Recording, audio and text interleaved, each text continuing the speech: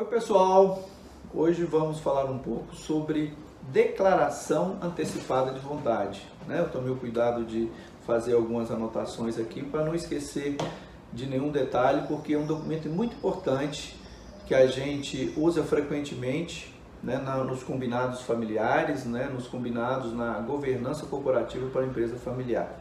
Primeiro, o que é DAV, né? O que significa esse documento, né?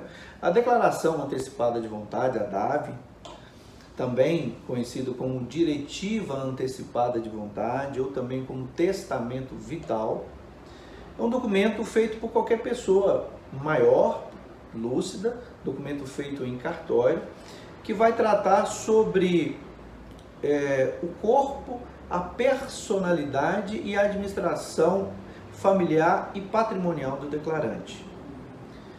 Qual é o fundamento legal da DAV? Basicamente são dois fundamentos. Você tem um de ordem federal e no caso aqui de Minas Gerais, eu estou falando de Belo Horizonte, você tem um aqui de Minas Gerais. No caso federal, a nível federal, você tem uma resolução do Conselho Federal de Medicina, a resolução 1995, ela é do ano de 2012, em que ela disciplinou a DAV. E no caso aqui de Minas Gerais, nós temos o provimento 93, né, que é do ano de 2020, 23 de junho de 2020, ou seja, na data da gravação desse vídeo você não tinha sequer um ano ainda de vigência desse provimento. E esse provimento ele disciplina como faz a DAV, como é que é feito em cartório, porque a DAV é feito através de escritura pública. A DAV ela é muito utilizada e a gente usa aqui com muita frequência nos combinados da família empresária, porque, veja bem, o que a DAV quis evitar? Quis evitar que, na hipótese de uma doença grave, na hipótese de um acidente, em que a pessoa fica impossibilitada de manifestar a vontade dela, infelizmente isso acontece com frequência, né? Nesses casos, a pessoa, no caso o representante da pessoa, o familiar, teria que pedir a interdição daquela pessoa, né? Teria que contratar um advogado, pagar os honorários, ir ao Poder Judiciário, pedir aquela interdição. Isso não é bom, né? Isso gera despesa. Aliás, a própria doença é terrível, né? O acidente é terrível, etc. E você ainda ter que pedir a interdição, piora ainda mais a situação. Então a DAV ela funciona como se fosse assim, uma autocuratela, né? Ou seja, a pessoa o declarante já deixa tudo escrito, né? Ele de forma de precaução, né? Ele já faz um documento em cartório. É como se fosse assim, gente, um seguro de carro. Olha, quando você faz o seguro de carro, você não quer bater o carro, mas se bater, está segurado.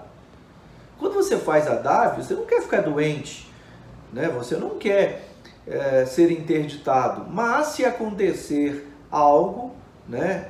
Alguma doença, algum acidente que impossibilite você de exercer suas atividades, de manifestar sua vontade, você já deixou tudo escrito. Daí aquela importância, né? Imagine, por exemplo, um empresário, né, que depende de várias pessoas, depende dele, enfim, as famílias, etc. E essa pessoa vem a ficar doente, etc. Né? Infelizmente, os números mostram, né, que a maior parte das pessoas a maior parte das empresas acaba também adoecendo, acabam, vamos dizer assim, seguindo a mesma situação do seu fundador, que não se preocupou, né, em fazer esses combinados, etc. Né? Pois bem, então a DAV na governança corporativa ela é importante porque a pessoa, no caso o declarante, ele nomeia alguém, ele já deixa escrito que se acontecer alguma coisa com ele, aquela pessoa será o seu curador. Então ela vai assinar as alterações contratuais, vai gerir a empresa, pode comprar e vender bens, né? Coisa, por exemplo, que um curatelado, ou seja, uma pessoa que foi interditada pelo juiz, não poderia fazer, e principalmente porque o Ministério Público estaria fiscalizando, né? Exercendo lá a função que é do Ministério Público. Quando você faz isso de forma extrajudicial, através da DAV, você se previne dessa situação, né? Eu citei aqui, eu vou ler para vocês, para não correr o risco de errar, 10 motivos pelos quais a DAV é útil para você. Primeiro, dignidade. O paciente escolhe que tipo de tratamento médico deseja ou não receber. Segundo, tranquilidade. A declaração antecipada de vontade permite que o paciente decida se continuará ou não recebendo tratamento paliativo. Isso tudo através do procurador que ele nomeou, né? Respeito. A DAV é feita por escritura pública. Ainda que você não consiga se manifestar, a sua vontade será respeitada, porque foi feita através de uma escritura pública. Quarta, paz. Proporciona conforto e menos sofrimento para a família do declarante. Quinto, segurança. A escritura pública de DAV oferece segurança para o médico cumprir integralmente o desejo do paciente. Sexto, autonomia. Pode ser feito por pessoa maior de 18 anos que esteja lúcida e consiga expressar validamente a sua vontade. 7, isso aqui é de extrema importância, gente, no caso da governança, né? Procurador.